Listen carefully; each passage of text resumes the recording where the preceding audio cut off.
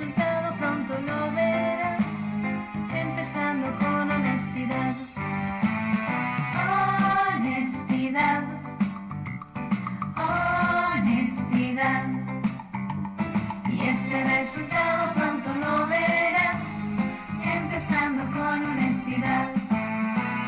Si una tarea no pudiste hacer, no la hagas corriendo, no te saldrá bien. Quizás el maestro pueda comprender con responsabilidad. Responsabilidad, responsabilidad. Y este resultado pronto lo verás con responsabilidad.